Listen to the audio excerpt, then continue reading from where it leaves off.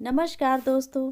कहानियों की श्रृंखला में आज सुनेंगे शानी जी की कहानी एक नाव के यात्री। लेकिन उससे पहले मेरा आपसे विनम्र अनुरोध है कि अगर आपको मेरी कहानियाँ अच्छी लगती हैं तो मेरे चैनल को सब्सक्राइब ज़रूर करें, लाइक करें और अपने दोस्तों और परिचितों में शेयर भी करें। बेल आइकन दबाना बिल्कुल भी ना भूलें। आज सुनिए एक नाव के यात्री। कीर्ति मारे उत्सुकता के फिर खड़ी हो गई। यह 5वां मर्तबा था, लेकिन इस बार लगा कि सीटी की आवाज़ सचमुच दूर से काफ़ी नज़दीक होती आ रही है और गाड़ी प्लेटफॉर्म में प्रवेश करे इसमें अधिक देर नहीं। घबराहट या चेहरे का पसीना पोंछने के लिए उसने रुमाल टटोला। नहीं था, बेंच पर छूटने की भी कोई संभावना नहीं थी। जल्दी जल्दी में यही होता है, उसने सोचा। वह साड़ी से ही मुंह पोंछना चाहती थी, लेकिन तभी एकाएक सारे प्लेटफॉर्म में मुसाफिरों तथा सामान लदे कुलियों की भगदड़ मच गई। हेलो। सहसा उसी समय अपने कंधे पर पड़े स्पर्श से कीर्ति चौंकी ही नहीं, धक सी रह गई। छड़ के छोटे से खंड में लगा था कि कहीं रज्जन ही ना हो, पर थी वह मिसेज मित्तल। रॉ सिल्क की आसमानी साड़ी में अच्छी तरह कसी कसाई और चुस्त। किसी विदेशी सेंट की भीनी खुशबू एक क्षण के लिए हवा में ठहर गई थी। अरे, कीर्ति ने जल्दी से हाथ जोड़े। कहाँ जा रही हैं? भोपाल, मिसेज मित्तल ने इतने सहज भाव से कहा जैसे उनका भोपाल जाना रोज रोज की बात हो। और तुम? उनकी आंखें बार बार कंपार्टमेंट की ओर बढ़ते अपने कुली की ओर लगी हुई थी। रज्जन आ रहा है। मिसेज मित्तल के नए रूप वाले प्रभाव से मुक्त होने के लिए कीर्ति एक सांस में कह गई। वैसे पिछले कई घंटे से यह वाक्य उसे भीतर भीतर तंग जरूर कर रहा था, लेकिन इस पल मिसेज मित्तल के अतिरिक्त वह और कोई बात सोच नहीं रही थी। बरसों बाद उन्हें इतना श्रृंगार पटार किए कीर्ति देखे और खुद उनकी जबानी भोपाल जाने की बात सुने तो फिर अविश्वास की कहाँ गुंजाइश रह जाती है। अच्छा, रज्जन की बात सुनकर एक पांव से जमी और दूसरे से उखड़ती हुई मिसेज मित्तल ने अपनी आंखों को और फैला लिया। पूछ रही थी, इसी गाड़ी से? हाँ, लेकिन रज्जन को लैंड किए तो कई दिन हो गए ना। जाने कौन कह रहा था कि उसे दिल्ली रुकना पड़ गया। आगे कुछ अप्रिय न सुनना पड़े सोचकर कीर्ति ने जल्दी से कह दिया। फिर उन्हें देखती हुई जबरन मुस्कुराई। गाड़ी तब बेतरह चिंगाड़ती और धड़धड़ाती हुई प्लेटफॉर्म में प्रवेश कर रही थी। अच्छा, लौटकर मिलेंगे, कहकर मिसेज मित्तल कब बढ़ गईं। यह कीर्ति ने गाड़ी की हड़बड़ी में नहीं देखा। उसकी घबराहट अब पहले की अपेक्षा कई गुना बढ़ गई थी। पसीना, गले का सूखना और हलक में चुभने वाले कांटे। उसे अपनी स्थिति उस दिन जैसी लग रही थी जब अंतिम परीक्षा का परिणाम आने वाला था और उसे अखबार की प्रतीक्षा थी। उत्सुकता की मारी वह उस दिन भी स्टेशन आ गई थी। वह आगे चली जाए, क्या भीड़ या धक्का पेल की परवाह किए बिना निकल जाए? एक बार कीर्ति ने सोचा, लेकिन एक सिरे से दूसरे सिरे तक उमड़ते लोगों के सैलाब को देखकर हिम्मत छूट गई। वहाँ भी एक जगह खड़े रहने के बावजूद वह नाहक कई धक्के खा चुकी थी। और रज्जन को वह पहचान भी सकेगी? पिछले कई दिनों की तरह आज फिर आशंका उठी। अथवा क्या वो उसे दूर से ही देखकर रज्जन पहचान लेगा? 7 साल का अरसा कम नहीं होता। इतने साल में कल तक की बच्ची जवान हो जाती है। जवान के पांव ढलवान तक पहुंच जाते हैं और बूढ़े। वह कई दिनों के चुने हुए उस स्थान पर खड़ी थी जहां से ट्रेन के लोग और बाहर जाने का रास्ता दोनों ठीक ठीक दिखाई दे सकें। भीड़ रोज जैसी थी, गए साल जैसी, या शायद गुजरे हुए उन 7 बरसों जैसी। कोई भी मौसम हो, चाहे जैसा दिन या घड़ी, यात्राओं का क्रम कभी नहीं टूटता। जब भी स्टेशन आओ, भीड़ का एक ही रूप दिखाई देता है। अपने अपने सामान, मित्र या परिवार से लदे फंदे लोग जो जाने कब से चढ़ या उतर रहे हैं। प्लेटफॉर्म पर प्रतीक्षा करते वही आत्मीय और प्रियजन जिनमें से कुछ तो खिल उठते हैं और अनेक।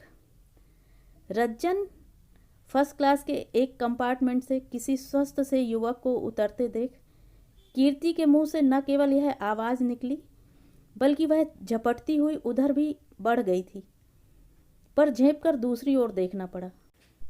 और भला कुली के पीछे पीछे कौन जा रहा है? वह ग्रे कलर के सूट वाला, ठेले के पास खड़ी स्कर्ट वाली लड़की के पीछे। वो और फिर हर गुजरने वाले चेहरे को जल्दी जल्दी झपकती आंखों से पकड़ने की कोशिश और पीछा। क्या आज फिर अकेले लौटना होगा? अंत में गेट के पास खड़े आखिरी समूह को देखते हुए कीर्ति ने सोचा। फिर पापा की उन्हीं आंखों का सामना जिनसे कीर्ति को दहशत होती है। फिर माँ का वही बिसूरना जिसे सुनकर उसकी आंखें गीली होती हैं। फिर वही तनाव। क्यों? थोड़ी देर बाद जब गाड़ी रेंगने लगी तो बावजूद भीड़ भाड़ के जाने कैसे मिसेज मित्तल ने उसे देख लिया था। खिड़की के बाहर सिर निकालकर वह हाथ के इशारे से पूछ रही थी, क्यों? अर्थात रज्जन नहीं आया।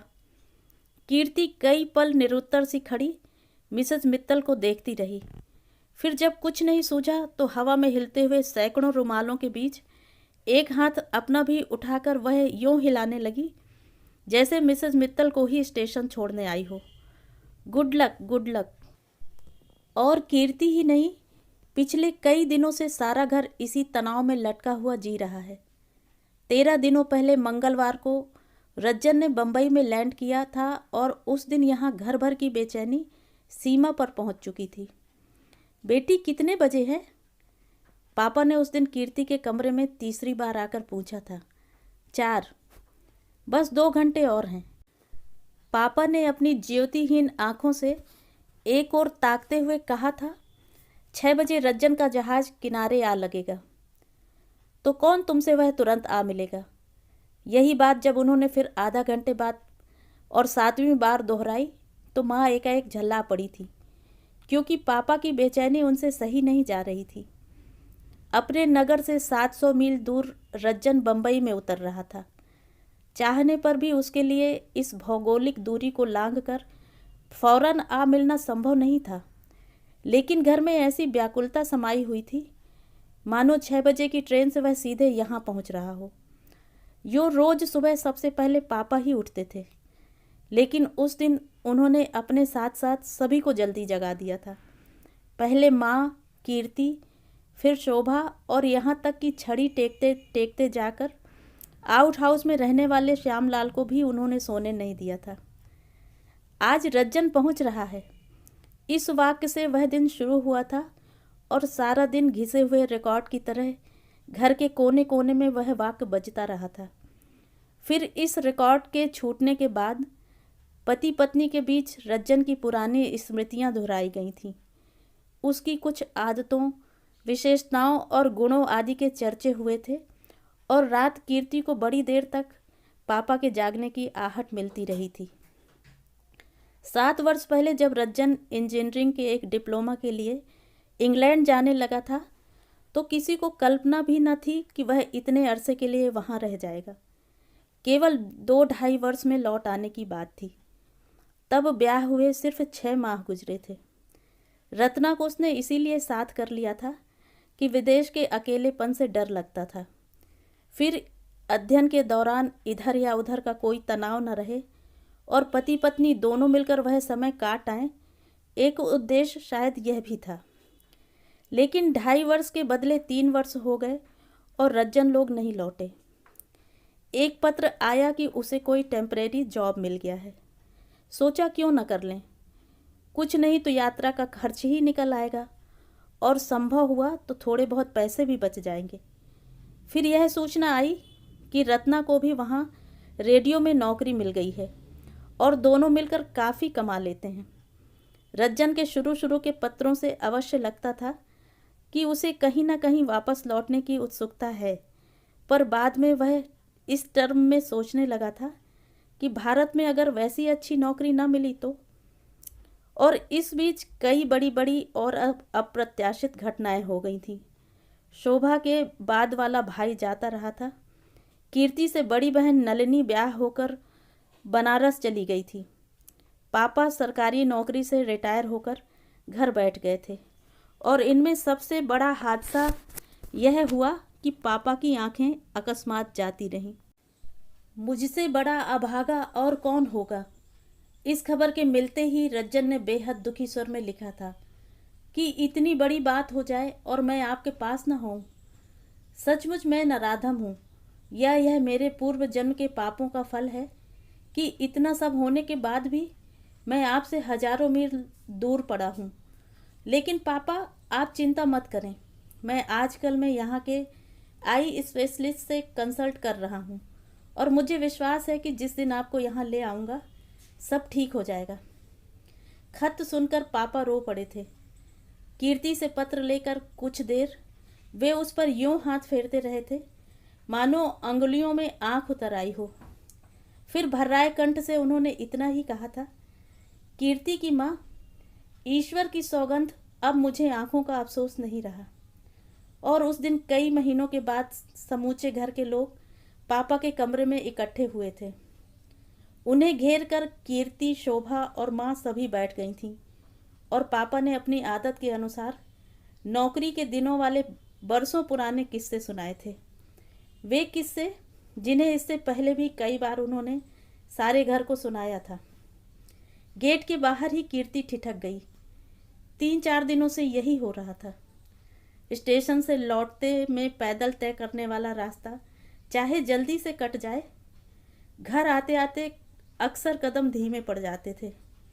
गेट में से गुजरते वक्त लगता जैसे किसी ने पाँवों में पत्थर बांध दिए हों। और बात बिल्कुल नई ना थी, लेकिन आज से पहले कीर्ति ने अपने को इतना अवश्य कभी भी महसूस नहीं किया था। उसे लगा कि और दिन भले ही भ्रम होता रहा हो, आज की स्थिति दूसरी है। आधारहीन ही सही, जाने क्यों वह बहुत जोर से महसूस कर रही थी कि रज्जन जरूर आ गया है और भीतर प्रवेश करके ही वह देखेगी कि वह पापा के पास बैठा हुआ है। बहुत मुमकिन है कि स्टेशन की भीड़ भाड़ में वह मिस कर गई हो, या उसने पहचाना ही ना हो और रज्जन निकल आया हो। मटियाले अंधेरे से घिरी हुई शाम, हवा में हल्की सी खुनकी थी। छिटपुट या इक्का दुक्का घरों की बत्तियां मोहल्ले के सभी अंधेरे और निर्जन कोनों को घूर रही थीं। ऐसे में बेहद मध्यम रोशनी में डूबा हुआ अपना मकान एक क्षण के लिए कीर्ति को भुतहा और रहस्यमय सा लगा। यह सारे घर में अंधेरा क्यों कर रखा है? वह मन ही मन झल्लाई। इतने दिनों बाद रज्जन आए और फिर भी उजाला न हो तो कब होगा? और आज श्यामलाल बेवक्त कैसे? वह चौंकी। साइकिल लेकर दूसरे गेट से जल्दी जल्दी वह कहाँ निकल गया? कीर्ति का जी अचानक जोर जोर से धड़कने लगा। लंबे लंबे डग से धड़धड़ाती हुई वह अहाते के भीतर वाला मैदान, छोटा बगीचा और दालान पार करती हुई भीतर चली गई। पर कहीं कोई न था। न कोई होलडाल सूटकेस और न किसी की विदेशी स्लिपों वाली अटैची। वही रोज का मध्यम रोशनी वाला बड़ा मकान, जिसमें 3-4 लोग ऐसे खो जाते हैं कि पता ही न लगता था। कीर्ति लंबा और सकरा गलियारा पार कर वह दूसरे छोर वाले कमरे की ओर जाना चाहती थी कि चौंक गई। अंधेरे गलियारे में माँ प्रेत की तरह खड़ी थी। कौन? उसी समय सहसा पापा के कमरे से अधीर सी आवाज़ आई। क्या कीर्ति आ गई? कीर्ति? हाँ, कीर्ति आ गई। 2 क्षणों की चुप्पी के बाद माँ ने घसीटते हुए शब्दों में जवाब दिया। इस बीच केवल एक बार उन्होंने कीर्ति की ओर देखा, फिर हट गईं और बस। किसी ने कुछ न कहा और न कुछ सुना, जैसे न अब तक कीर्ति की प्रतीक्षा थी और न उसके साथ बंधी हुई कोई आशा। पिछले 12 दिनों से इस समय सारा घर कंठों में प्राण लिए बैठा रहता था। पल पल कीर्ति की बाट देखी जाती थी। पहले 2 दिन स्वयं पापा स्टेशन तक चले गए थे। बम्बई से आने वाली कई गाड़ियां उन्होंने देखी थी। वह तो बाद में पता चला था कि रज्जन यहाँ आने के बदले सीधे दिल्ली चला गया था, रत्ना के घर। और कई बार बदले हुए तथा स्वयं निर्धारित किए कार्यक्रम के बावजूद आज 13वें दिन भी रज्जन का पता नहीं। अपने कमरे में पहुंचकर बड़ी देर तक कीर्ति को लगता रहा कि आज भी माँ जरूर दबे पांव आएंगी। शायद और दिनों की तरह पापा के कान बचाकर धीरे से कहें, कीर्ति जा, रज्जन को एक तार और करा, इसने तो खेल बना रखा है। अरे अगर यहाँ ना आना था तो ना आता, लिख लिख कर सबको परेशान करने की क्या ज़रूरत थी। पिछले 2 तार ऐसे ही हुए थे और गए दिन जो ट्रंक लगाया जा रहा था उसके पीछे भी यही था। पर सचमुच माँ नहीं आई। खाने की सूचना लेकर शोभा पहुंची थी। आज मिसेस मित्तल मिल गई थी। खाने की मेज पर जब वही तनाव गिद्ध के डैनों की तरह मंडराता रहा तो कीर्ति ने केवल बात करने के लिए सप्रयास बात शुरू की। कहाँ? उदासीन भाव से माँ ने पूछा।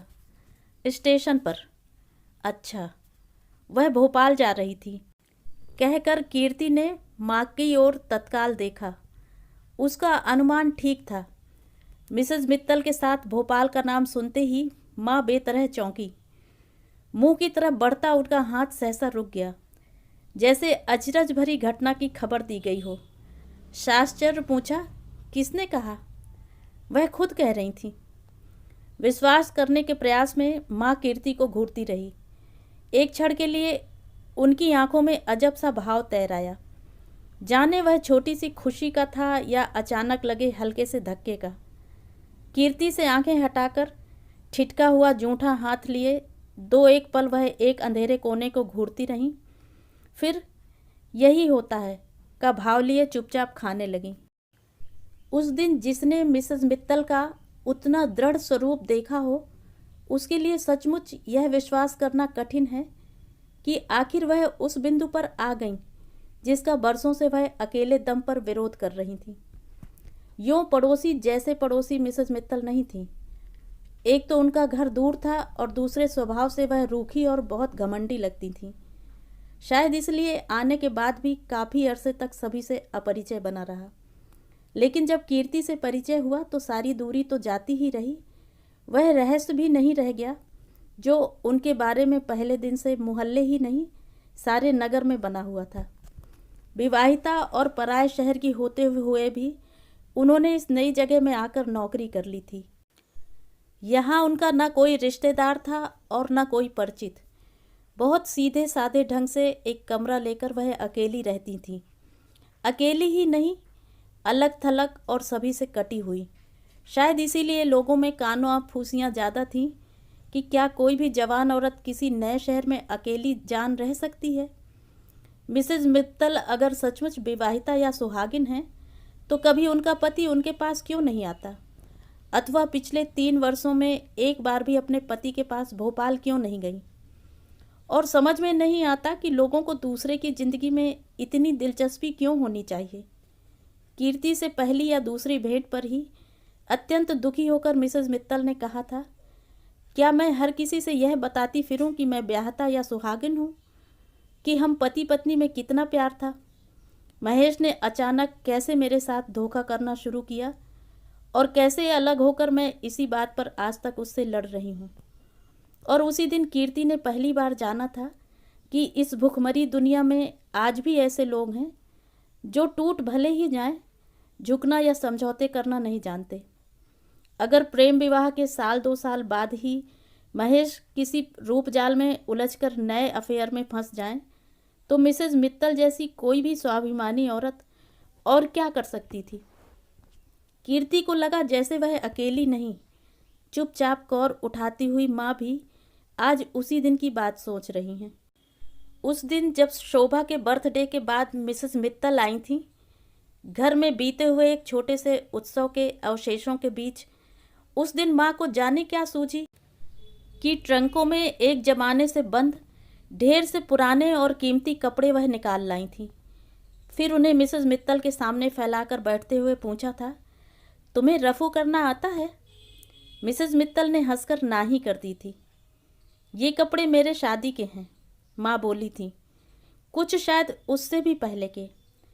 रखे रखे फटते देख जी दुखता है, तो जानती हो क्या करती हूँ, रफू कर कर के फिर सहेज देती हूँ। मेरी तो अब पहनने की उम्र रही नहीं। कीर्ति नलनी से पहनने को कहती हूँ तो ये लोग हंसती हैं। मिसेस मित्तल एक एक साड़ी का पल्ला लेकर उन पर किया हुआ सोने चांदी का काम देखने लगी थी। तुम भोपाल कब जा रही हो? और बीच में बिल्कुल अचानक बिना किसी प्रसंग के माँ ने पूछ दिया तो कीर्ति ने स्पष्ट देखा कि मिसेस मित्तल का चेहरा एकदम उतर गया।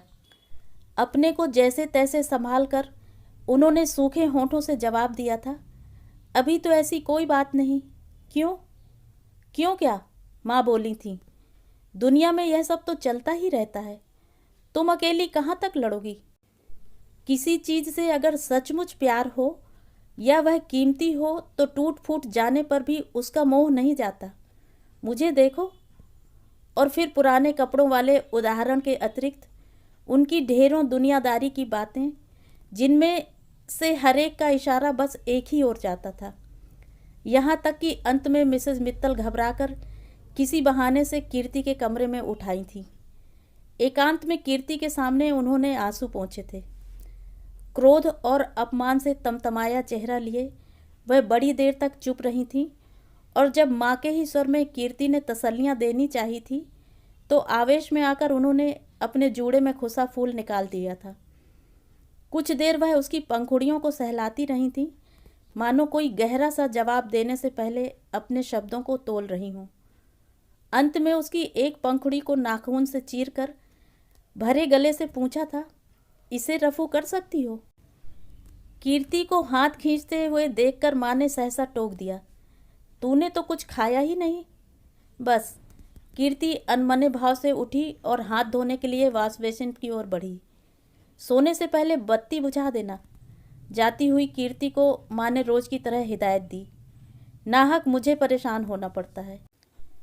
और शोभा अगर जिद करे तो अपने पास ही सुला लेना। अच्छा, रज्जन के बारे में कोई बात नहीं, एक भी शब्द नहीं। रात कई बार कीर्ति को भ्रम होता रहा कि माँ उसके कमरे में आई हैं। वह कई बार अचकचा कर उठी, लेकिन रात के सन्नाटे में पापा के कमरे से खांसने और बार बार बेचैन करवटें बदलने के अतिरिक्त और कोई आहट नहीं आ रही थी। लेकिन 13 दिनों से जिस रज्जन के आने की इतनी धूम थी, वह आया तो तब जबकि उसे लेने के लिए घर की दहलीज पर भी कोई नहीं था। सुबह के 3 बजे थे और सारा घर सो रहा था। कीर्ति से खबर सुनते ही पापा हड़बड़ाकर उठ बैठे। अपनी छड़ी के लिए एक पल वह हवा में हाथ हिलाते रहे, फिर केला के जवान पत्तों की तरह बाहें फैलाकर थरथराते हुए खड़े हो गए। रज्जन ने आगे बढ़कर उनके पांव छुए। पीछे पीछे रत्ना थी। तूने तो बड़ा इंतजार कराया। अपने चरण छुए जाने के बीच माँ कहना चाहती थी, यहाँ तो कई दिनों से यह हाल है कि, पर कहा नहीं गया। किसी से कुछ नहीं कहा। तभी वहाँ शोभा आ गई और बरसों बाद हम उम्र भाई बहनों के मिलने का शोर सारे घर में गूंजता हुआ पास पड़ोस तक जा पहुँचा। अरे शोभा, तू इतनी बड़ी हो गई। और क्या, उतनी ही बनी रहेगी, माँ बोली। रत्ना तुम्हें याद है? रज्जन ने कहा। यह कितनी सी थी। और कीर्ति को तो देखो, कमबख्त अच्छी खासी महिला बन गई है। और जो मैंने एमए पास कर लिया है वो, कीर्ति बोली, लेक्चरर हो गई हूँ वो, तुम लोगों के बराबर कमाने लगी हूँ वो, इनमें से किसी की बधाई नहीं। रज्जन, इस बार तो मुझे भी अपने साथ इंग्लैंड ले चल। अच्छा अच्छा, रज्जन ने चिढ़ाया, कभी आईने में अपनी शक्ल देखी है? और उस धमा चौकड़ी में कीर्ति के अतिरिक्त किसी ने नहीं देखा कि पापा की उठी हुई बाहें कैसे नीचे गिरी। देखो मैं तुम सबके लिए क्या क्या लेकर आया हूँ। फिर बीच में ही उठकर रज्जन ने ट्रंक खोला और माँ के मना करने तथा यह कहने के बावजूद कि दिन में देख लेंगे, उसने एक एक करके सारी चीज़ें उत्साहपूर्वक फैला दी। पापा के लिए ऊनी कोट, माँ के लिए कार्डिगन, शोभा के लिए नए प्रकार के खिलौने और कीर्ति नलिनी के लिए स्वेटर तथा स्कार्फ। रत्ना यह बताती रही कि उन प्रेजेंट्स के एक एक पीस के लिए उन्होंने लंदन की कितनी कितनी दुकानें देखी थी और कितने अंबार में से पसंद किया था। पापा ज्योति विहीन आंखों से अपने ही परिवार को घूरते हुए अपरिचितों की तरह सुन रहे थे। अगला दिन कीर्ति के घर ऐसे आया जैसे बरसों पहले कभी आया करता था। सुबह से मिलने बैठने वालों को तांता लग गया। उनमें पापा के मित्र थे, माँ की परिचित महिलाएं थीं, कीर्ति शोभा की सहेलियां थीं और सबसे अधिक संख्या थी रज्जन के उन दोस्तों की जिनके साथ उसने बचपन और स्कूल के दिन गुजारे थे। अब तो तुम्हारा साथ भी फिजूल है, दोपहर को दिन रात के संग संग बैठने वाले शर्मा जी ने कहा तो पापा एकाएक चौंके। क्यों? अरे भाई, अब तुम यहाँ हो ही कितने दिन? दूसरे मित्र सक्सेना ने कहा। चंद दिन ही तो हो ना, रज्जन आ गया है, तुम्हें अपने साथ ले जाए बिना थोड़े ही मानेगा। अच्छा वो, पापा सांस छोड़कर धीरे से राहत भरी हंसी हंसने लगे। देखो क्या होता है, पीछे तो बहुत दिनों से पड़ा है, मैं ही अब तक चुप बैठा रहा। कभी सोचता हूँ कि रज्जन की बात मान लूँ, कभी हिम्मत नहीं होती। इसी चक्कर में मैंने यहाँ भी किसी डॉक्टर को नहीं दिखाया। सच पूछिए तो शर्मा जी, अपना देश छोड़ने के नाम पर ही जी का चोटता है। तो कौन आपको हमेशा के लिए जाना है? शर्मा जी बोले, आंखें वापस मिल जाएं, चले आना। पापा कुछ सोचने लगे, मानो उसी समय निर्णय कर रहे हों कि उन्हें रज्जन के साथ जाना है अथवा नहीं। निश्चय ही शर्मा जी, सक्सेना या सभी लोगों को लग रहा था कि रज्जन के आने का अर्थ ही उनका जाना है। पत्नी बच्चे ही नहीं, स्वयं उन्होंने यह बात कई लोगों से कह रखी थी। लेकिन आज जिस वास्तविकता का पता शर्मा जी, सक्सेना या बाहर वालों में से किसी को नहीं था, उसे याद कर उन्हें अजीब सी व्याकुलता हो रही थी।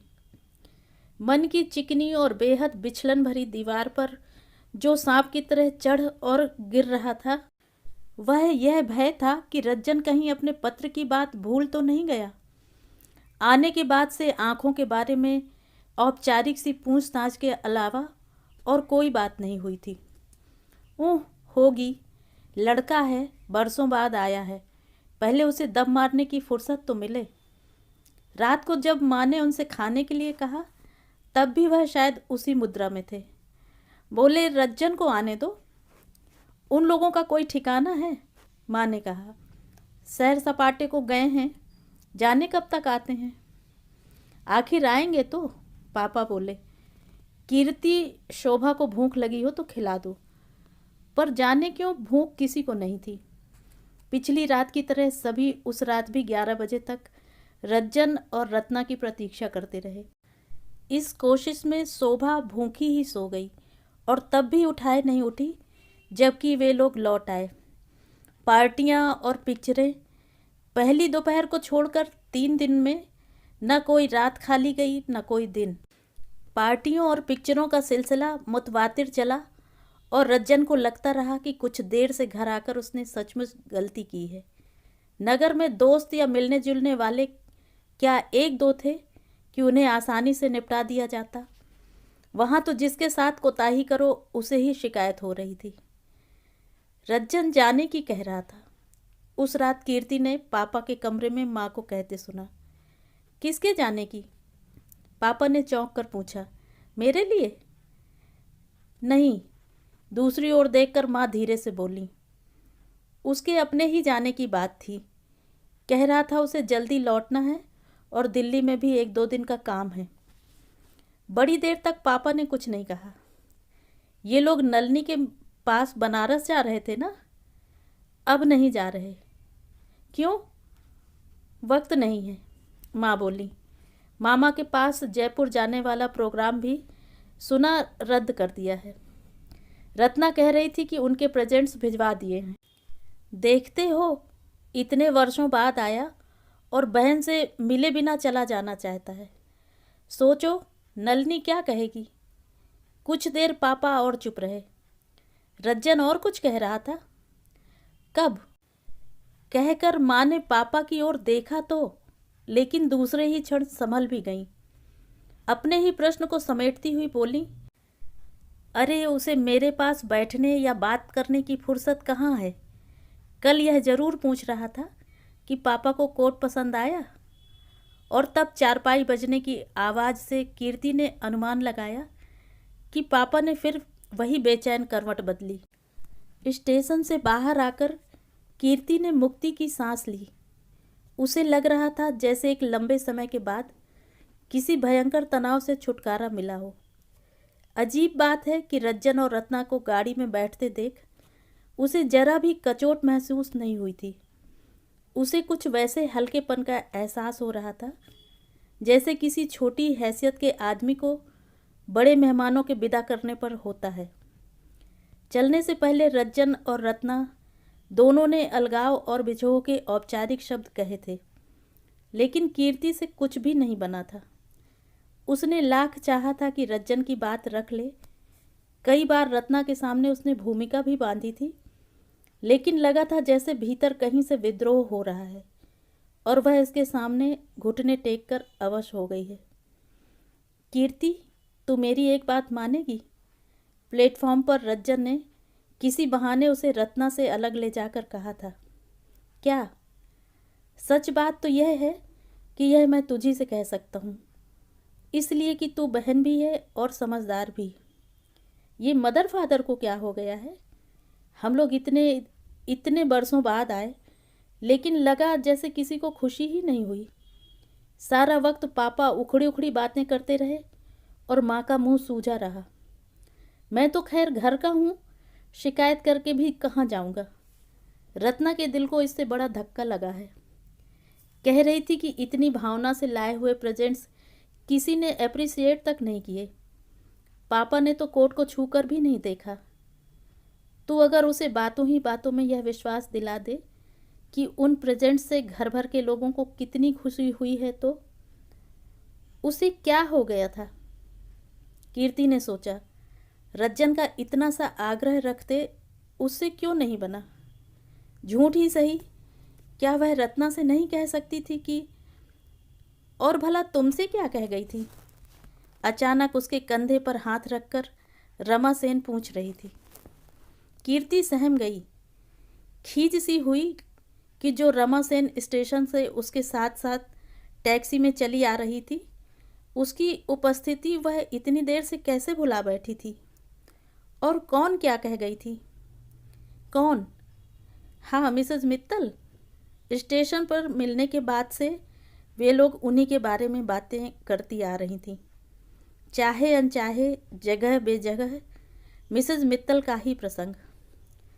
मुझसे तो कहा था कि 2-4 दिन में आ जाएंगी। उन्होंने सभी से यही कहा था, रमा सेन बोली। मुझसे भी, लेकिन मैं तब भी जानती थी कि वह लौट कर नहीं आएंगी और इसी तरह एक दिन उनका इस्तीफा आ जाएगा। असल में कीर्ति, जहाँ तक मैं जानती हूँ, अपने किसी प्रियजन से प्रेम करना जितना आसान है, चोट लगने के बाद भी उससे घृणा करके रह सकना उतना ही मुश्किल। जिस दिन मैंने मिसेस मित्तल जैसी पढ़ी लिखी महिला को चूड़ियों वाले एक छोटे से अपशकुन से घबराते देखा था, उसी दिन मैं समझ गई थी कि उनके सारे बंध टूट गए हैं। घर के लिए और कितना रास्ता बाकी है भैया? ऊबी हुई कीर्ति ने खिड़की से बाहर सिर निकाल कर देखा। उसे कम से कम उस समय मिसेस मित्तल वाली चर्चा में जरा भी रुचि नहीं रह गई थी और रमा सेन की बातें बेतरह थका रही थीं। फिर वही अपने घर में प्रवेश करने का भय। गेट में से गुजरते हुए आज कीर्ति के पांव ठिठके नहीं, लेकिन कहीं अचेतन मन में बैठे हुए भय ने अपना सिर फिर उठा लिया था।